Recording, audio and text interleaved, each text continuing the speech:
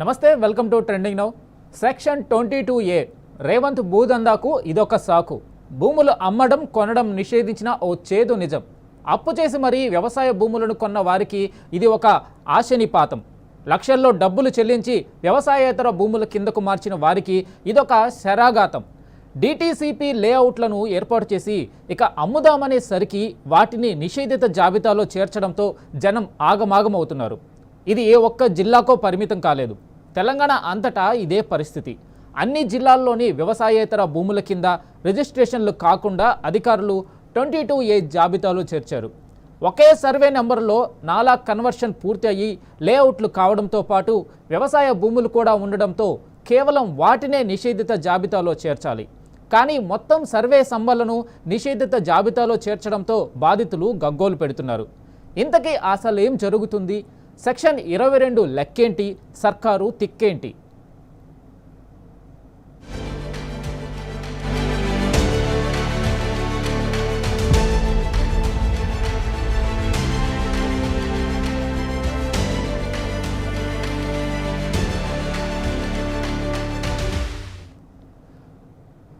రిజిస్ట్రేషన్ల చట్టంలోని అత్యంత కఠినమైన 22A సెక్షన్ సామాన్య మధ్యతరగతి ప్రజలకు ఇప్పుడు కంటి మీద కునుకు లేకుండా చేస్తుంది. ప్రభుత్వ దేవాదాయ వక్ఫ్ సీలింగ్ భూములు, కోర్టు వివాదాల్లో ఉన్న భూములనే కాక ప్రైవేటు స్థలాలను ఈ జాబితాలో చేర్చడం ఇందుకు కారణం. హైదరాబాద్ మహానగరంలో తమకు సొంత ఇల్లు లేదా అపార్ట్మెంట్ స్థలం ఉండాలనే ఆశతో పైసా కూడబెట్టి కొనుక్కున్న ఆస్తులపై 22A కత్తి వేలాడుతుంది. దీంతో ప్రజలు తీవ్ర మానసిక ఒత్తిడికి గురవుతున్నారు. రకరకాల కష్టాలతో అర్జెంటుగా డబ్బు అవసరమై ఆయా స్థలాలు, ఇళ్ళు, ప్లాట్లను అమ్ముకునేందుకు ప్రయత్నిస్తున్న వారికి చుక్కలు కనిపిస్తున్నాయి.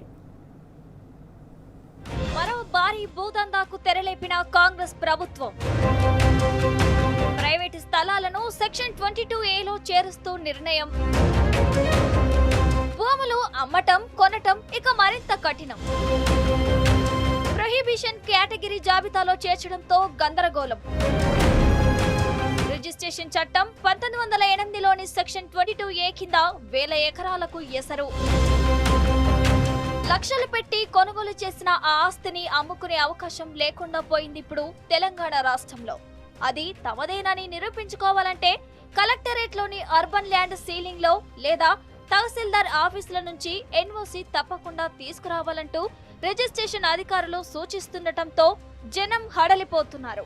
వాస్తవంగా 22A, B, C, D, E కింద ఉన్న భూములన్నీ ప్రభుత్వానికి సంబంధించినవిగా ఉంటాయి.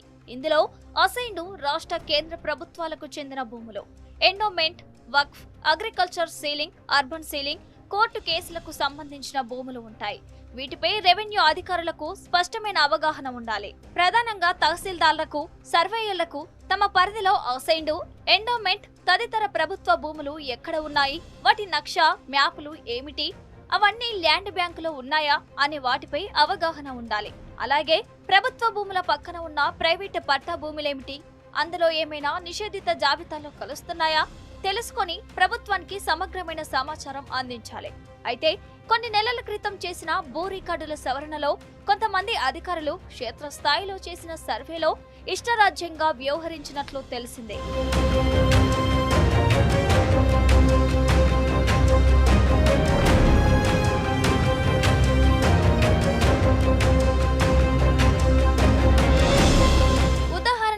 గట్కేసర్ మండలంలోని నారపల్లిలో 121.30 ఎకరాలు ఎండోమెంట్ కింద ఉంది. అయితే 1982లో 2063 జీవో ద్వారా అందులో సుమారు 111 ఎకరాలను ప్రభుత్వం లేఅవుట్ చేసి కొంతమందికి విక్రయించింది. పలు సర్వే నెంబర్లలో ఉన్న మిగతా 10 ఎకరాలు దేవుడి మాన్యం కింద ఉంచారు. కానీ ఇటీవల ఆ మొత్తం 121.30 ఎకరాలను 22A, C కింద చూపిస్తూ తాజా క్రయ విక్రయాలను నిలిపివేశారు. దీంతో అక్కడ భూములు కొనుగోలు చేసిన వారు, ఇళ్లను కట్టుకున్న వారు తీవ్ర ఆందోళనకు గురవుతున్నారు. సుమారు 46 ఏళ్ల క్రితం స్పెషల్ జీవోతో ఆ భూములను అమ్మి కొన్నవారి నుంచి పన్నులు కూడా కట్టించుకుంటున్న సర్కారే ఇప్పుడు వాటిని 22A సెక్షన్ లో పెట్టి సతాయించడం ఎంతవరకు సమంజసమని వారు ప్రశ్నిస్తున్నారు. అక్కడొక్క చోటే కాదు, హైదరాబాద్, రంగారెడ్డి, మేడ్చల్ జిల్లాలో దాదాపు 4 లక్షల ఎకరాల భూములు ఇలా 22Aలో పెట్టినట్లు సమాచారం.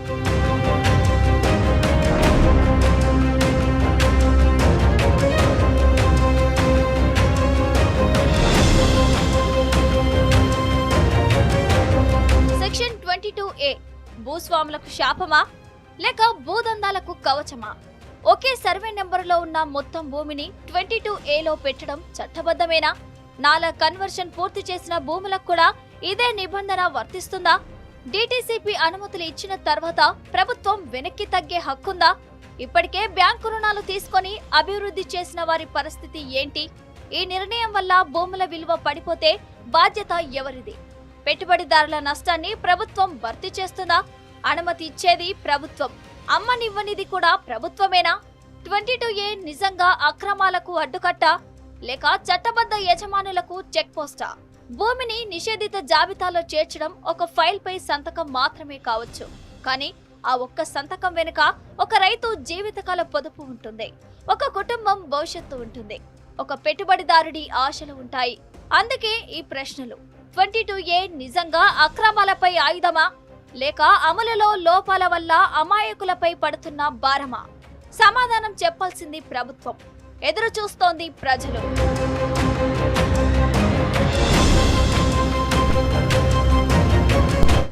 వ్యవసాయేతర భూముల రిజిస్ట్రేషన్లను నిలిపివేశామంటూ వికారాబాద్ జిల్లా అధికారులు ప్రకటించడంతో ప్రజలు బెంబేలెత్తిపోతున్నారు.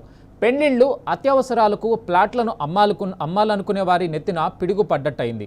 భూమి నిషేధిత జాబితాలో ఉందంటూ రిజిస్ట్రేషన్ కాదని, ఒకవేళ రిజిస్ట్రేషన్ చేయాలంటే అడిగినంత ఇవ్వాలంటూ కొందరు దళారుల అవతారం ఎత్తి బేరసారాలకు దిగుతున్నారు. 22A జాబితా వ్యవసాయేతర భూములకు సంబంధం లేకున్నా రిజిస్ట్రేషన్లు నిషేధమంటూ భయపెడుతూ పెద్ద ఎత్తున వసూళ్లకు పాల్పడుతున్నట్లు బాధితులు ఆరోపిస్తున్నారు. అసలు కథ ఏంటి? వికారాబాద్ జిల్లాలో జరుగుతున్న తతంగమేంటో మా ప్రతినిధి మహేష్ క్షేత్రస్థాయి నుంచి అందిస్తున్న కథనంలో చూద్దాం.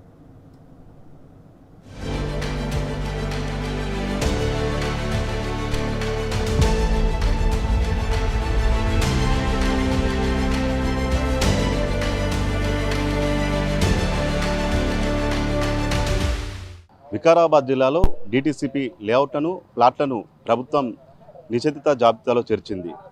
పేద మధ్యతరగతి ప్రజలను ఇబ్బందులకు గురి చేయడమే ప్రభుత్వ లక్ష్యమా? దశాబ్దాల క్రితం కొనుగోలు చేసిన ప్లాట్లను ఇప్పుడు నిషేధిత జాబితాలో చేర్చడం పట్ల వికారాబాద్ జిల్లా ప్రజలు ఏమనుకుంటున్నారో తెలుసుకునే ప్రయత్నం చేద్దాం.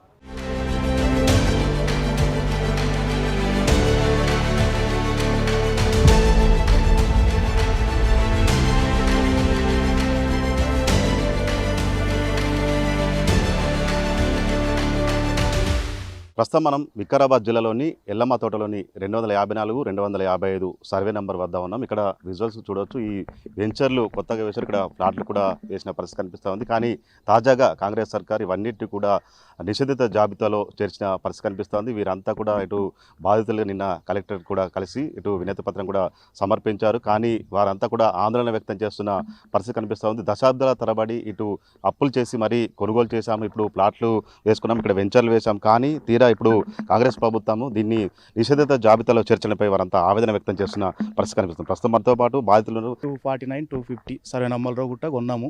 నేను బిల్డర్ను, కట్టి కన్స్ట్రక్షన్ చేసి అమ్ముతాను.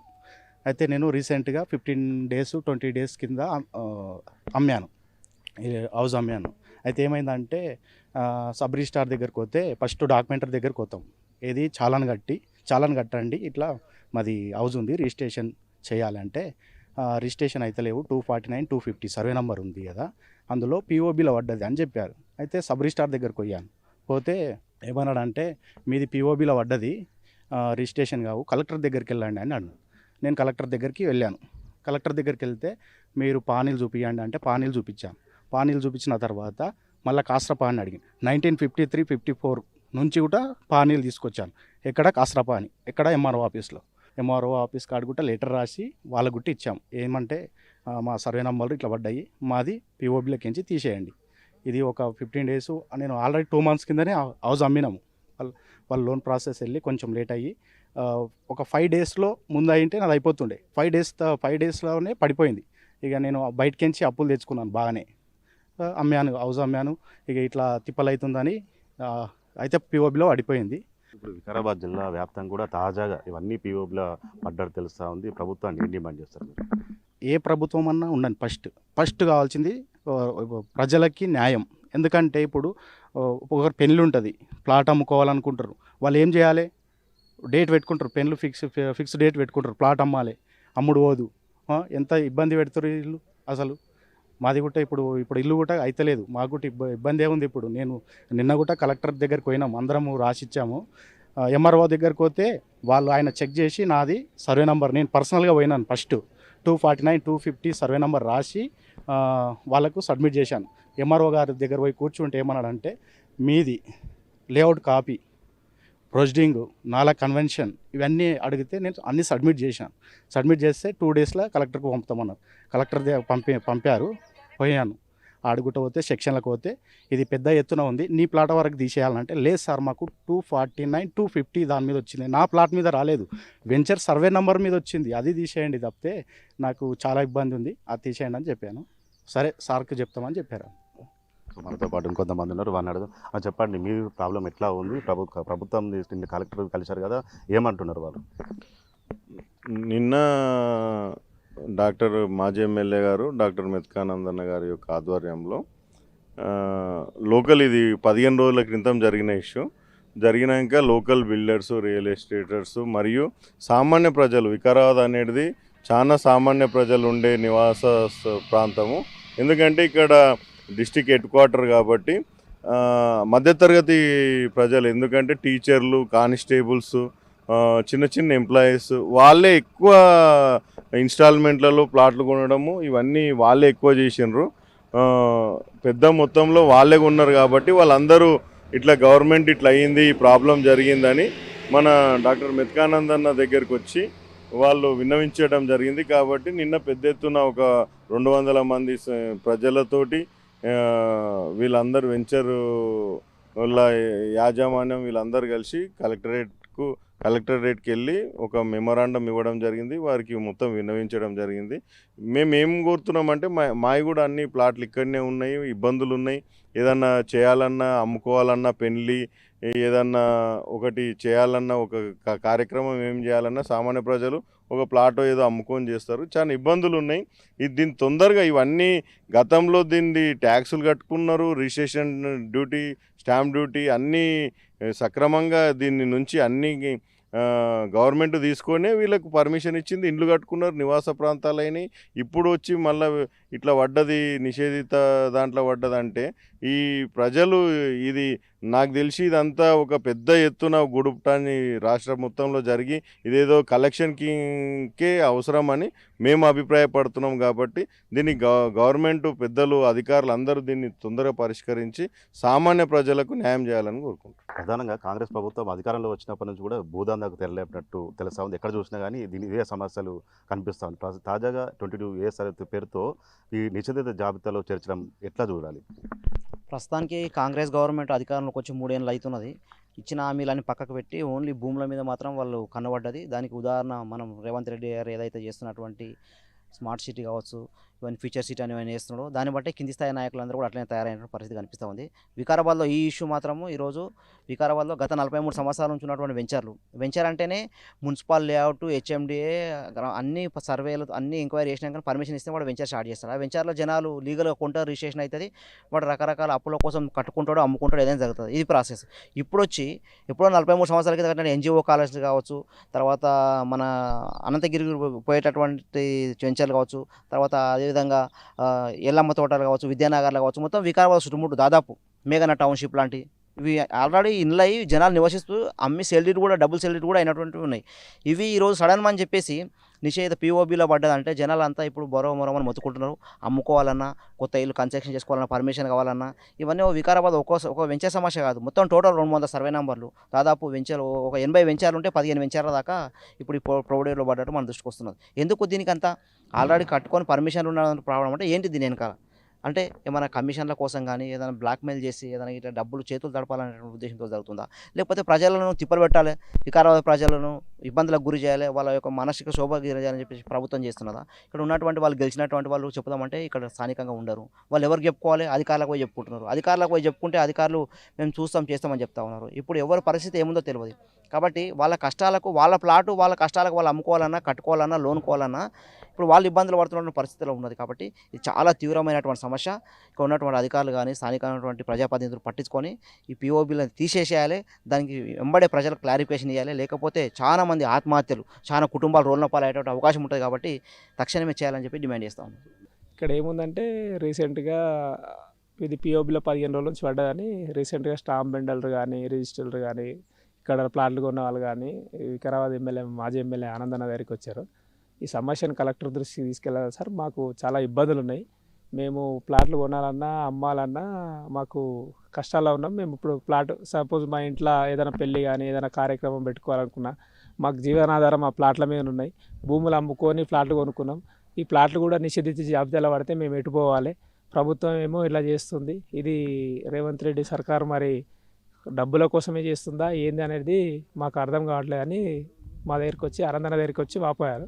దాన్ని నిన్న కలెక్టర్ దృష్టికి తీసుకెళ్తే కలెక్టర్ గారు కూడా ఇది మాకు తెలియదు, దీని లోటుబాట్లు ఏముందనేది మేము పై స్థాయికి తీసుకెళ్ళి డిస్కషన్ చేస్తామని మాట్లాడారు, అంతే తప్ప దీన్ని తీసేస్తాము అని మాత్రం హామీ ఇవ్వలేదు కలెక్టర్ గారు కూడా. ప్రస్తుతం ఇక్కడ వికారాబాద్ జిల్లా వ్యాప్తంగా కూడా ఇదే పరిస్థితి నెలకొంది. అనేక మంది వెంచర్లు వేశారు, ఇటు డిటిసిపి కింద నాలా కన్వర్జేషన్ చేశారు. అనేక రకాలుగా కూడా ప్రభుత్వ గైడ్లైన్స్ ప్రకారం కూడా అన్నీ చేసినా కానీ ఇప్పుడు ప్రొహిబిటెడ్ కింద పడడంపై ఇటు అంతా కూడా ఆవేదన వ్యక్తం చేస్తున్న పరిస్థితి కనిపిస్తుంది. దశాబ్దాల క్రితం కూడా వెంచర్లు వేసాం, ప్లాట్లు తీసుకున్నాం, ఇప్పుడు పిఓపి కింద పడడం పట్ల వారంతా కూడా ఆవేదన వ్యక్తం చేస్తున్నారు. వెంటనే ప్రభుత్వం దీన్ని సమస్యను పరిష్కరించాలని కూడా వారు డిమాండ్ చేస్తున్న పరిస్థితి కనిపిస్తోంది.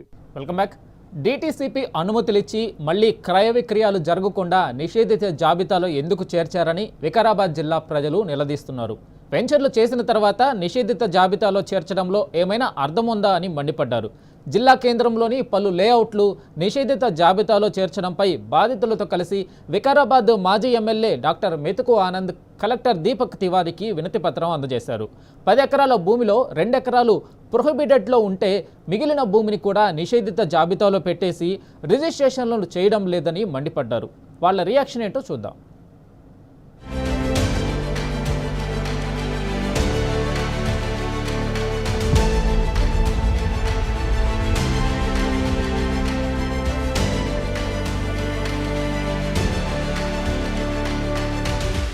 వికారాబాద్ పట్టణంలో దశాబ్దాల క్రితం వేసిన లేఅవుట్ కావచ్చు, వెంచర్లు, ప్లాట్లు ప్రొహిబిటెడ్ కింద పడటంపై వారంతా ఆవేదన వ్యక్తం చేస్తున్నారు.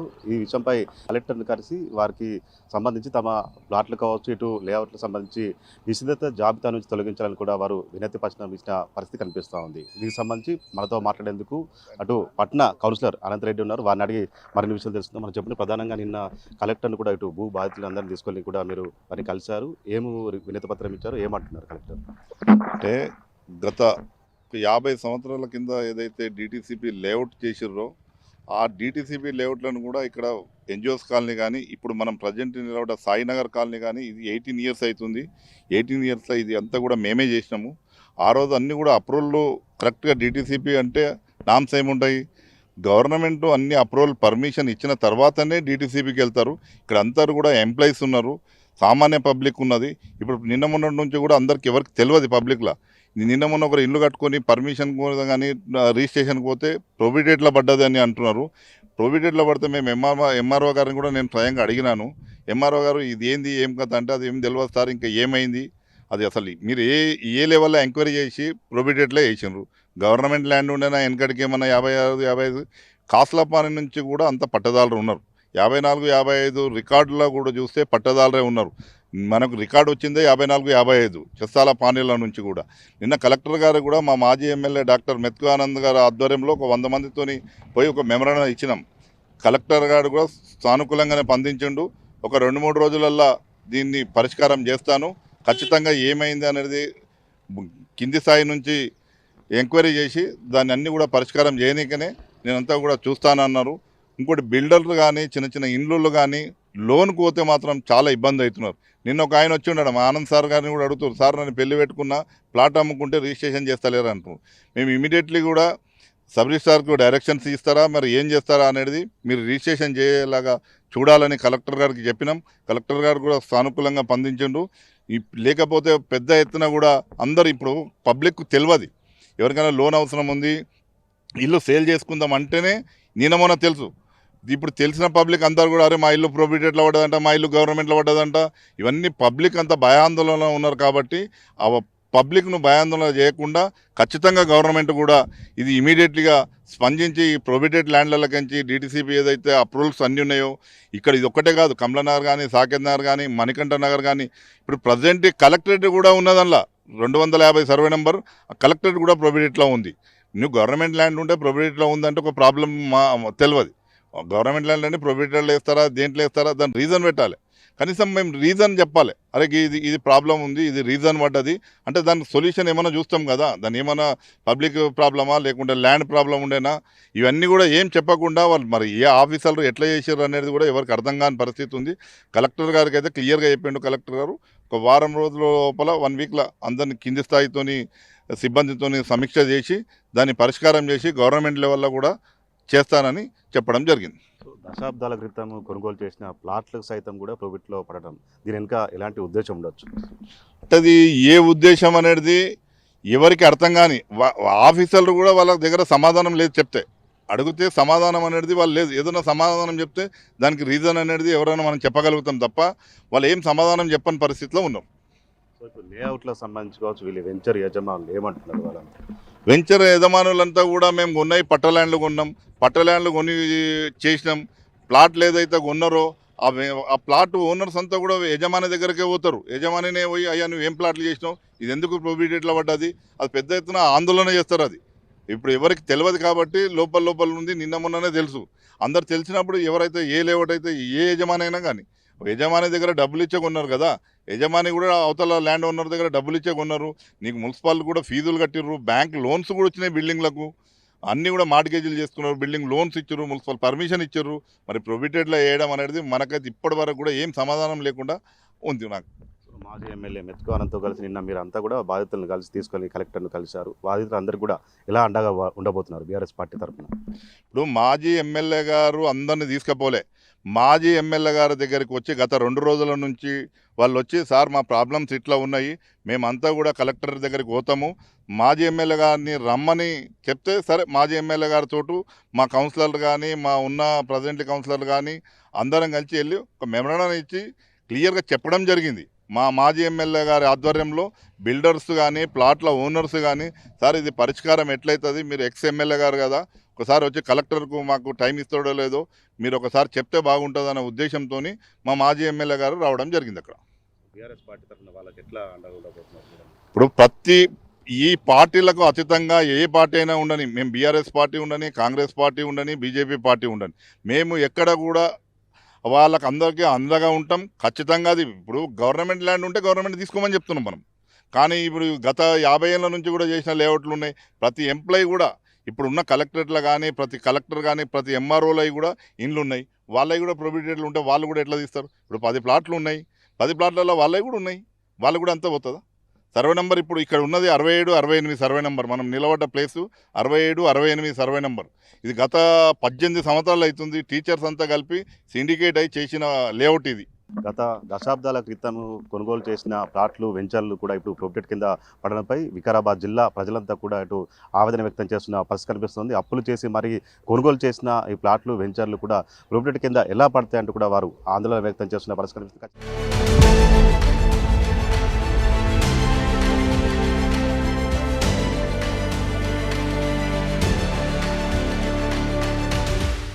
డిటిసిపి లేఅవుట్ ఉన్నా గానీ డిటిసిపి పర్మిషన్ ఇచ్చినాక అక్కడ అన్ని కరెక్ట్ గా ఉంటేనే ఇది గవర్నమెంట్ ల్యాండ్ కాదు, దీంట్లో ప్రాబ్లం ఏం లేదు, లిటిగేషన్ ఏం లేదు అని అన్ని సర్కారు ఎంక్వైరీ చేసినాకనే ఆ డిటిసిపి పర్మిషన్ ఇస్తారు. అది తీసుకున్నాకనే వీళ్ళు వెంచర్లు చేస్తున్నారు. వెంచర్లు చేసిన తర్వాత దాని మీద మళ్ళీ ప్రొహిబిటెడ్ ల్యాండ్ కింద పెడితే అర్థం ఏమన్నా ఉన్నదా చెప్పు? ఒక చేతితోటి మీరే పర్మిషన్ ఇవ్వబడుతుంది డిటిసి, ఇంకొక చేతితోటి దీన్ని నమ్మొద్దు కొనొద్దు అని చెప్పి మీరే ఆపబడుతుంది.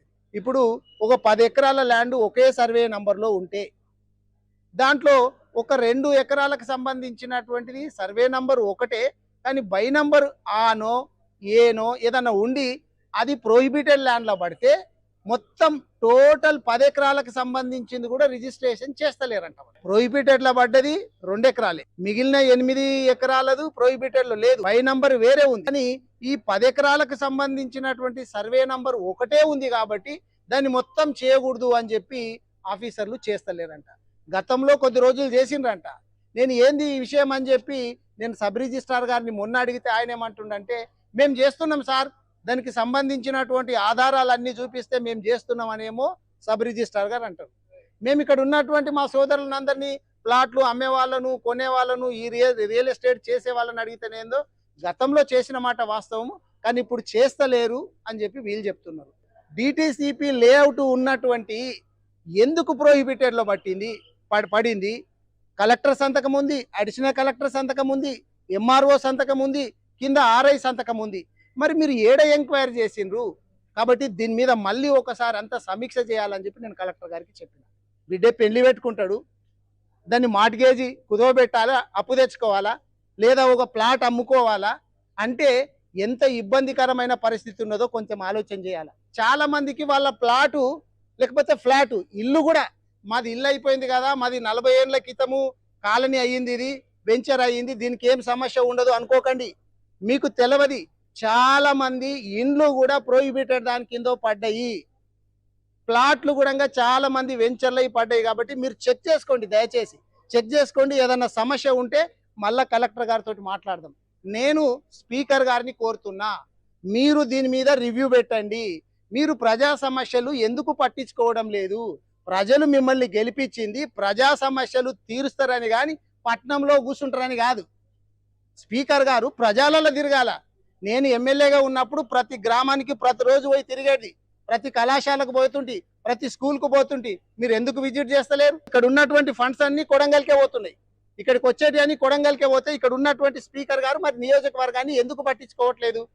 దయచేసి నేను ప్రజలను కూడా అర్థం చేసుకోవాలా, మీరు ఎటువంటి వ్యక్తిని గెలిపించిందో చూడాలని చెప్పి కోరుకుంటూ మళ్ళీ స్పీకర్ గారిని నేను డిమాండ్ చేస్తున్నా.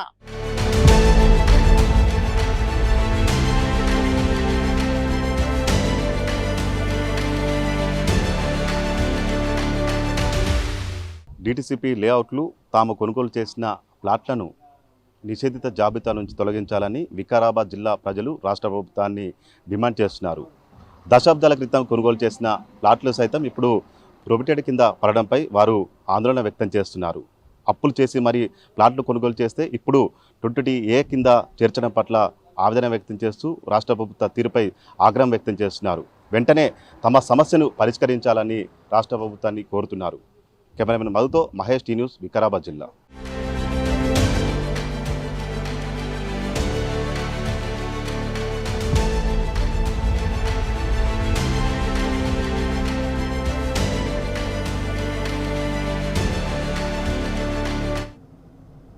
ఇది వాళ్ళ trending now. Keep watching T news.